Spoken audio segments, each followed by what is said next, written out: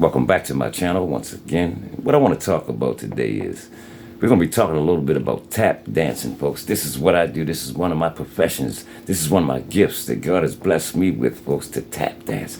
And I've learned a lot from a lot of these guys, folks. See, we don't see a lot of black tap dancers around anymore, folks. Yeah, but this guy, Arthur, man, he's something. He started back in the 1940s, folks. Yes, in the 1940s. And I'm going to show you a little bit about his legendary status, folks. But before I get into this, I want to use copyright claim 107 for educational purposes, folks. For learning, teaching, and educating, folks. Oh yeah, fair use, fair use. So let's get right into it, folks. Here we go.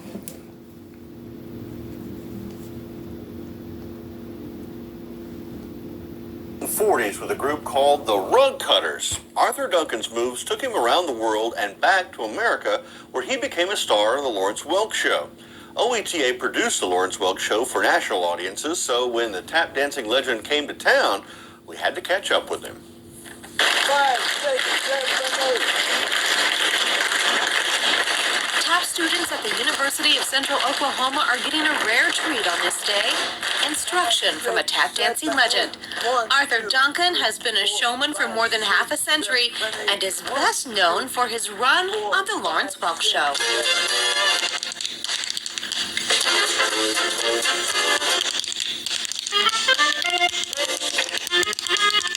He went on television in 1955, and I joined him. Did the first show around 66. Lawrence had a uniqueness about him where he knew his public, but he was one of the smartest men I'd ever met. He knew what he wanted, and then he served it up. Today, well into a new century, this dancer hasn't slowed his step a bit. The Lawrence Welk This is the thing, Show. folks. See, Arthur Duncan, he's still dancing today, folks. Yes, he's still dancing today. Like you said, he's been dancing almost a half a century, people. Yes, see, like I said, we don't see a lot of black dancers out here anymore, any black tap dancers. I mean, I'm one of them. I'm just an up-and-coming, tap dancer. But I'm learning, folks. Like I said, God has blessed me with this talent, folks. And a lot of these guys who inspired me, like him, Sammy Davis, Sandman Sims, who else? Gregory Hines, all of those guys. I used to sit back and watch those guys. I said, I got to learn this. I got to learn how to tap, folks. I just kept praying and praying, asked God to help me. So next thing I know, I got the shoes, folks. And I never looked back since that day, folks. Never looked back. So let's get back into the clip. Let's see what Arthur is doing.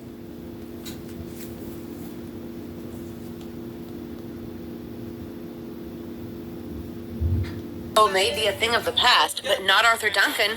As he did before Welk, Duncan still travels the world to perform. Oklahoma City was his latest stop after doing shows in Sydney, Australia, Bali, and Los Angeles. This international showman has a passion to teach the next generation of entertainers as well.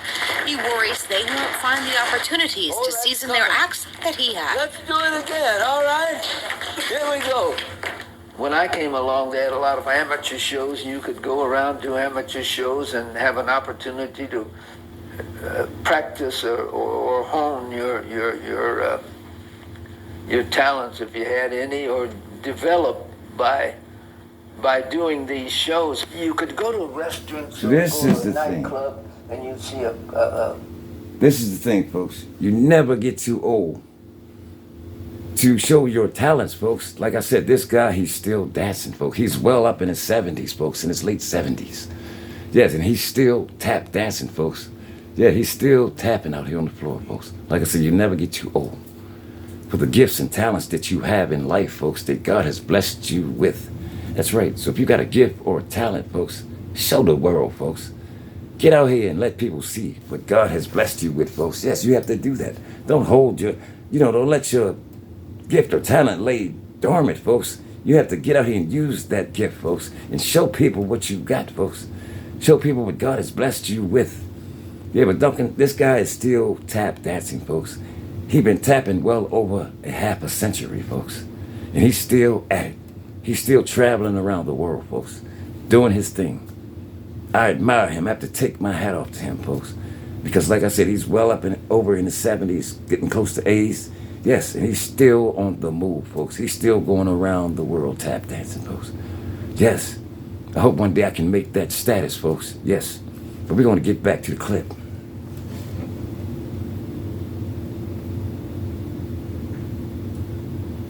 A full show with dancing girls, a comic, a singer, and specialty acts. Well, you don't get that anymore.